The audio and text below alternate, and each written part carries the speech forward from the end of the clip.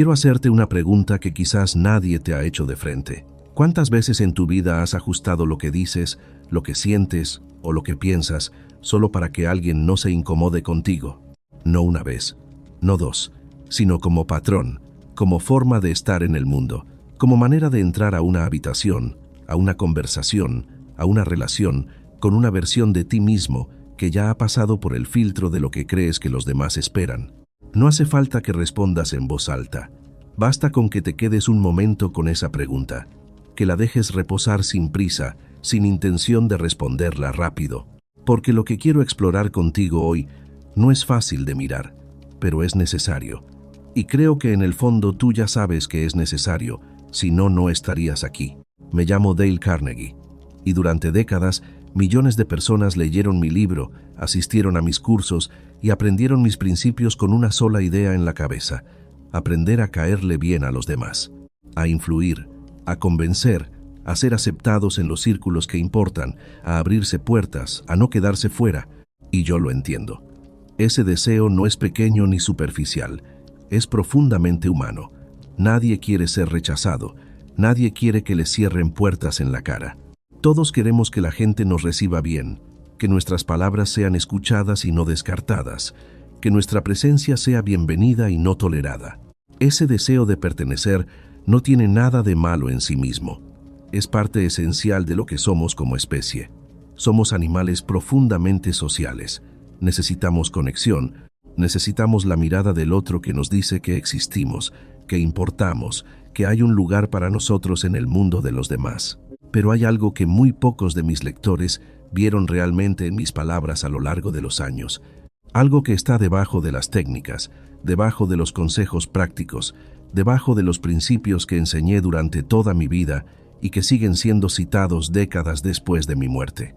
Algo que yo mismo tardé años en poder articular con claridad, que fui descubriendo poco a poco en la acumulación de miles de conversaciones, en la observación paciente de transformaciones reales en personas reales.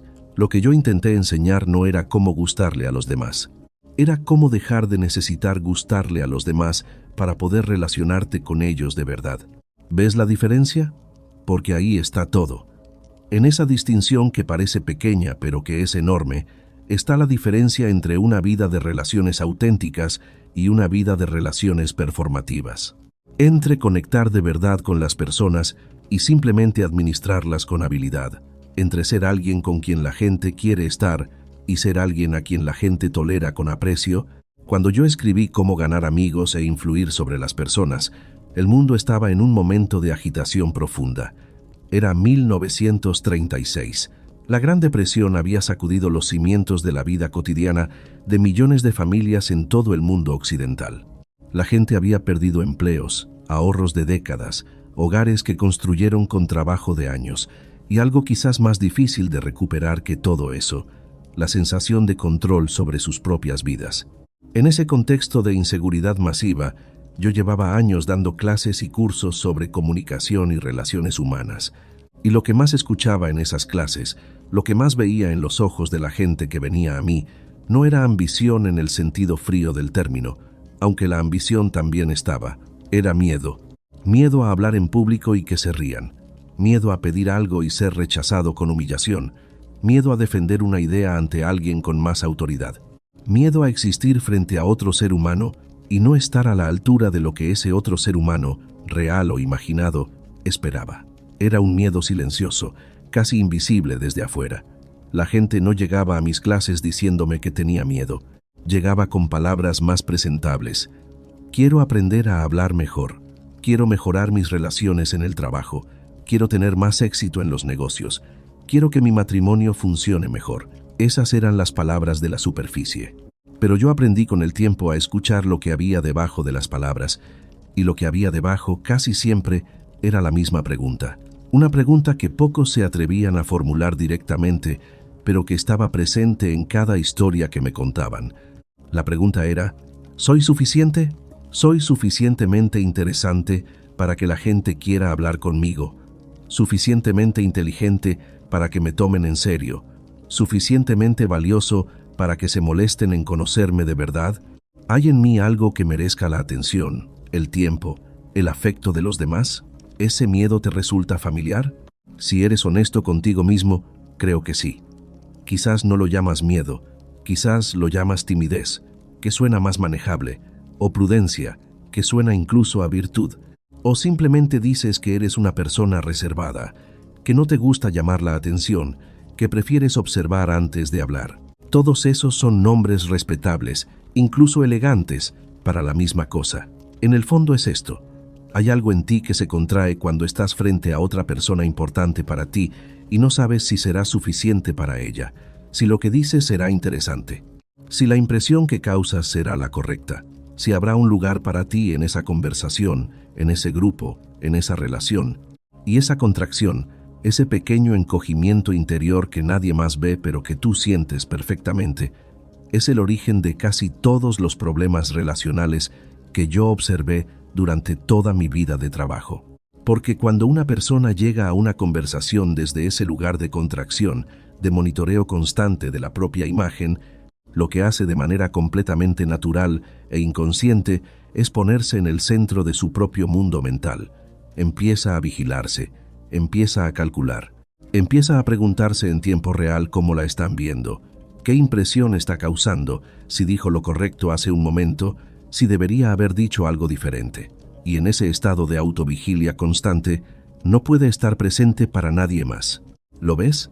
La persona que más miedo tiene al rechazo social es, paradójicamente, la que menos capaz es de conectar de manera genuina con los demás, no porque sea mala persona, no porque no tenga nada valioso que ofrecer, sino porque toda su energía mental está ocupada en gestionarse a sí misma, en administrar su propia imagen en tiempo real, en controlar la impresión que está causando en lugar de simplemente estar en la conversación, y la conexión genuina no puede suceder en ese estado, porque la conexión genuina requiere que estés ahí, presente de verdad, con la atención dirigida hacia afuera en lugar de hacia adentro.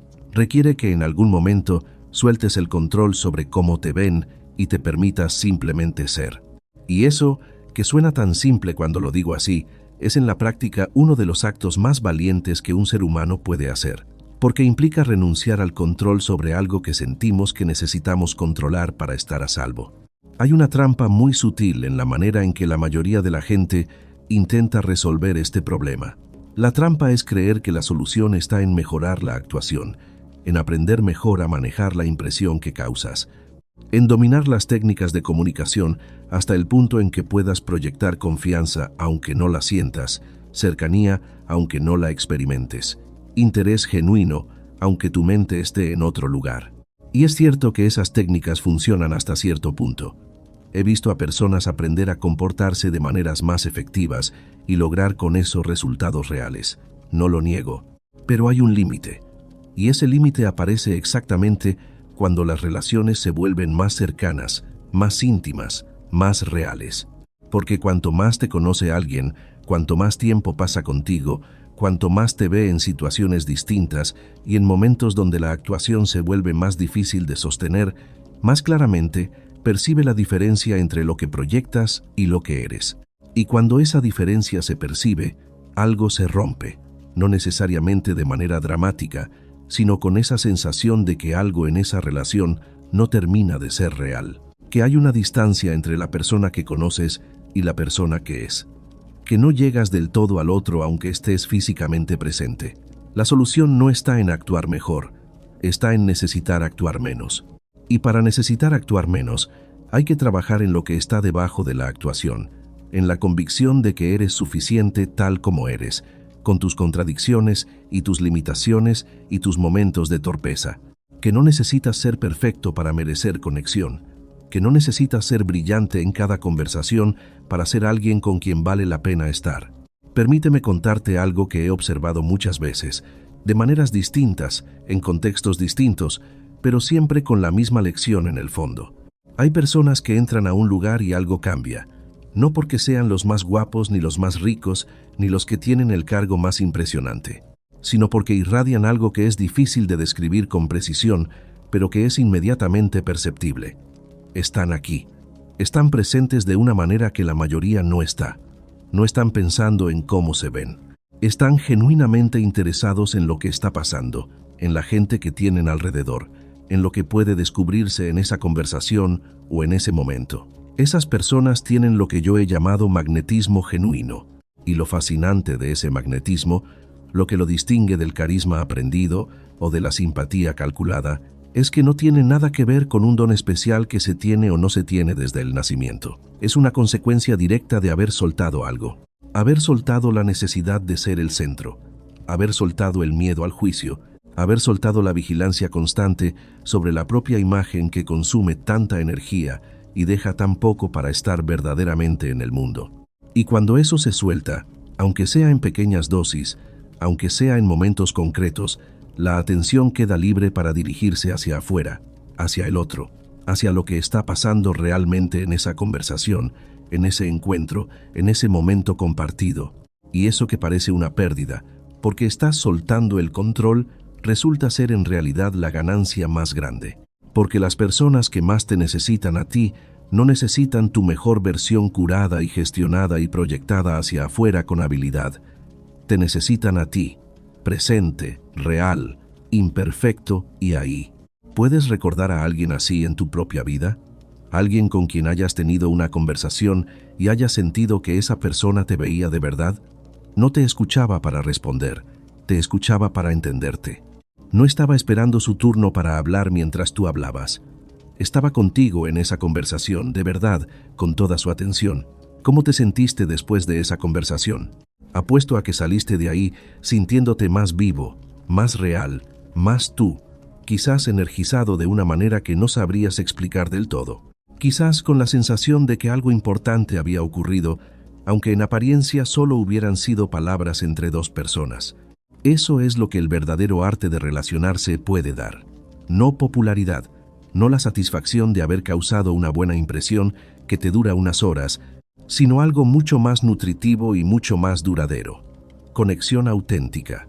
La sensación de haber estado de verdad con alguien, y de que ese alguien ha estado de verdad contigo. Ahora bien, sé que todo esto suena bien en el terreno de las ideas, y sé que la pregunta inevitable es, ¿cómo se hace eso en la práctica? ¿Cómo suelto algo que llevo años, quizás toda la vida, construyendo como mecanismo de protección? ¿Cómo me permito estar presente sin el escudo de la imagen gestionada? Y la respuesta honesta es que no se suelta de golpe. No hay un momento de iluminación, no hay un ejercicio mágico después del cual todo cambia para siempre. Es un trabajo gradual, cotidiano, hecho de pequeñas decisiones repetidas que van cambiando poco a poco tanto los comportamientos como las convicciones que los sostienen. Pero quiero decirte algo importante antes de hablar de práctica, algo que creo que es fundamental entender para que lo que viene después tenga sentido. Soltar la necesidad de controlar cómo te ven los demás no significa volverte indiferente a las relaciones. No significa dejar de importarte lo que la gente piensa de ti.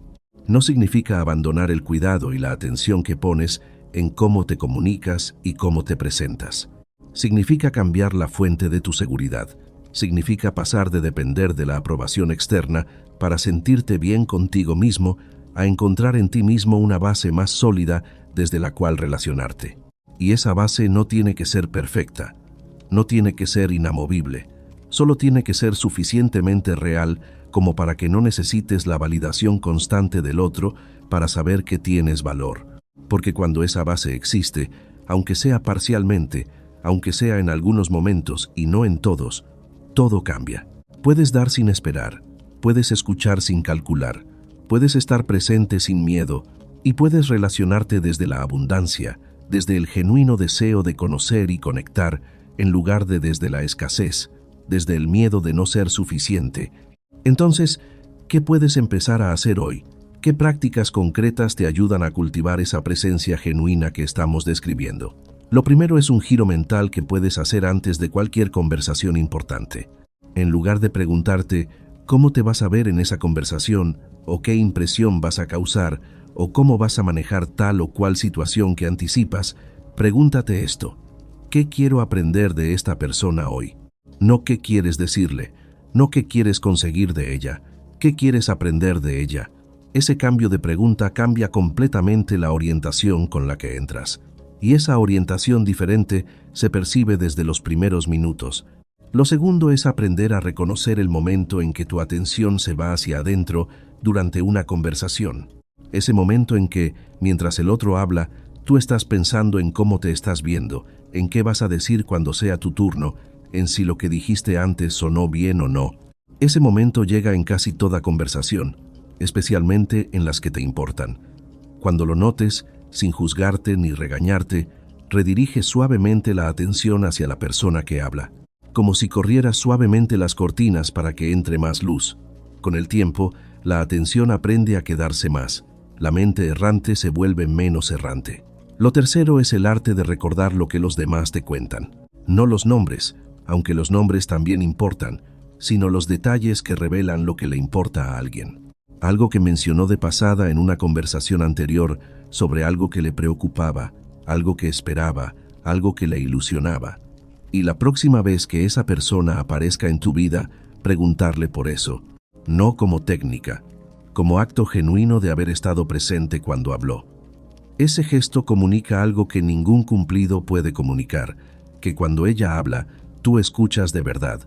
Lo cuarto es reducir la necesidad de ganar en las conversaciones cotidianas. No todas las conversaciones tienen que terminar con tu punto de vista validado. No en cada intercambio tienes que demostrar que sabes más o que tienes razón. Empieza a notar cuánto espacio ocupa en tus conversaciones el impulso de corregir, de matizar, de añadir lo que falta, de tener la última palabra. Y en algunas de esas situaciones, elige no hacerlo. Elige escuchar hasta el final. Elige decir, no lo había visto desde ese ángulo. Eso no te hace más pequeño, te hace más libre. Y lo quinto es una práctica de reflexión que puedes hacer en 5 minutos antes de dormir. Recuerda una interacción del día, cualquiera, y hazte esta pregunta. ¿Estuve presente en esa conversación o estaba pensando en mí mismo mientras sucedía? Sin culpa, sin juicio severo. Solo como observación honesta de dónde estaba tu atención. Esa honestidad contigo mismo, practicada con regularidad y con compasión, es el inicio de cualquier cambio real. Quiero cerrar con algo que creo que es la verdad más honesta que puedo decirte sobre todo lo que hemos hablado hoy. Lo que yo enseñé durante toda mi vida no era un conjunto de técnicas para manejar mejor a la gente. Era una invitación a un tipo de relación con los demás que nace de un tipo diferente de relación contigo mismo. Una relación más honesta, más compasiva, más real. Porque la persona que se acepta a sí misma, con sus limitaciones y sus contradicciones, que no necesita ser perfecta para sentirse merecedora de conexión, esa persona puede aceptar a los demás con sus limitaciones y sus contradicciones. Puede estar presente para ellos de una manera que la persona que se vigila constantemente simplemente no puede. Y eso, al final, es todo lo que cualquier ser humano necesita de otro, que estés aquí, con él, con ella, de verdad, sin la distancia del cálculo, sin el cristal de la imagen que administras. Solo tú, presente, en esta conversación, en este momento, con esta persona. Quiero detenerme en algo que creo que pocas personas se preguntan cuando piensan en sus relaciones. Una pregunta que suena extraña al principio, pero que, si la dejas reposar, empieza a revelar cosas importantes. ¿Qué buscas realmente cuando entras a una relación nueva? No lo que dices que buscas, no la respuesta que darías si alguien te preguntara en voz alta, sino lo que hay debajo de esa respuesta en el nivel donde las motivaciones son más honestas y menos presentables. Muchas personas buscan, sin saberlo y sin quererlo, espejo, alguien que confirme quiénes son, alguien que les devuelva una imagen favorable de sí mismas, alguien con quien compararse favorablemente, alguien que necesite de ellas lo suficiente como para que se sientan importantes. No lo digo como crítica, lo digo como descripción de algo muy humano. Todos lo hacemos en alguna medida. La pregunta no es si lo hacemos o no. La pregunta es en qué medida lo hacemos y si somos conscientes de ello. Porque cuando buscas espejo en las relaciones, cuando lo que más necesitas de los demás es que te reflejen bien, la relación tiene un límite estructural muy claro. Solo puede crecer hasta el punto en que siga siendo cómoda para ti. Solo puede profundizar hasta el punto en que el otro siga diciéndote lo que necesitas escuchar. Y en el momento en que el otro te desafía, en que te refleja algo que no te gusta, en que deja de ser solo espejo y se convierte en persona con su propia verdad, la relación se complica. La relación que busca espejo no puede tolerar que el otro sea verdaderamente otro. Necesita que sea un poco tuyo, un poco una extensión de tu mundo, un poco un instrumento de tu bienestar. ¿Y qué busca en cambio la persona que se ha liberado de esa necesidad? Busca encuentro, la experiencia de estar frente a alguien que es genuinamente diferente de ella, alguien que ve el mundo desde un lugar que no es el suyo, alguien de quien puede aprender algo que no podría aprender sola, alguien cuya otredad, en lugar de amenazarla, la enriquece. Y eso es una experiencia radicalmente diferente de la relación como espejo. Es la experiencia de la conexión genuina, la que no puedes tener mientras necesites que el otro sea como tú, piense como tú y te valide constantemente. La relación que tienes con la imperfección de los demás dice mucho sobre la relación que tienes con tu propia imperfección. La persona que no puede tolerar el error del otro, que necesita corregir, que se irrita con la lentitud o la torpeza de quienes la rodean, esa persona casi siempre tiene una relación muy exigente y muy poco compasiva con sus propios errores. Es severa con los demás porque es severa consigo misma. Y la persona que puede mirar los defectos del otro con curiosidad y compasión, en lugar de con impaciencia, esa persona generalmente ha aprendido a mirarse a sí misma de la misma manera. No con indulgencia que evita el crecimiento, con compasión que permite el crecimiento sin destruir la valía en el proceso. No puedes estar genuinamente presente para alguien si no puedes estar genuinamente presente para ti mismo. No puedes escuchar al otro con apertura real si no puedes escucharte a ti mismo con apertura. Y el trabajo de mejorar las relaciones externas es siempre, en alguna medida importante, trabajo interno. Es aprender a mirarte a ti mismo con menos juicio y más curiosidad. Es construir una relación contigo mismo que no dependa de ser perfecto para sentirte digno de conexión. Eso es el fundamento. Todo lo demás, todas las técnicas y los principios y los consejos son la superestructura que se construye sobre ese fundamento. Y sin el fundamento, la superestructura no dura. Hay algo más que ocurre cuando la presencia genuina empieza a desarrollarse. Algo que yo no esperaba cuando comencé este trabajo y que me sorprendió con su profundidad. Cuando empiezas a estar más presente de verdad con las personas, cuando la atención se dirige genuinamente hacia afuera en lugar de hacia adentro, empiezas a notar cosas que antes no notabas. El cansancio en los ojos de alguien que dice que está bien. La pequeña vacilación antes de responder que indica que hay algo más debajo de lo que dice. La alegría que se ilumina cuando mencionas algo que le importa de verdad. Esas señales siempre estuvieron ahí. Pero para verlas, necesitas estar presente de una manera que el miedo al juicio y la vigilancia constante de la propia imagen no permiten. Necesitas tener la atención libre para dirigirla hacia afuera. Y cuando empiezas a ver esas cosas, cuando empiezas a responder a ellas en lugar de a lo que se dice explícitamente, algo cambia en tus relaciones de una manera que es difícil de describir, pero inmediatamente perceptible. La gente empieza a sentirse vista de una manera diferente, a sentir que en tu presencia puede ser un poco más real que en otros lugares, no porque hayas aprendido técnicas brillantes, sino porque has aprendido a estar ahí de verdad. Todo lo que hemos hablado hoy puede sonar a un trabajo enorme, y en cierta medida lo es. Pero también es verdad que puedes empezar hoy, en la próxima conversación que tengas, con la próxima persona que se cruce en tu camino. No necesitas haber resuelto todos tus miedos para poder elegir, en un momento concreto, redirigir tu atención hacia la persona que tienes enfrente. No necesitas haber construido una base de seguridad perfecta para poder hacer una pregunta genuina y esperar la respuesta con curiosidad real. Los cambios grandes se construyen de momentos pequeños. Y cada momento en que eliges estar presente de verdad, aunque sea por unos minutos, aunque no salga perfecto, es un momento que cuenta, que añade algo, que construye en la dirección correcta. La presencia genuina no es un estado permanente que se alcanza y se mantiene. Es una elección que se renueva en cada conversación, en cada encuentro, con cada persona que merece que estés ahí de verdad.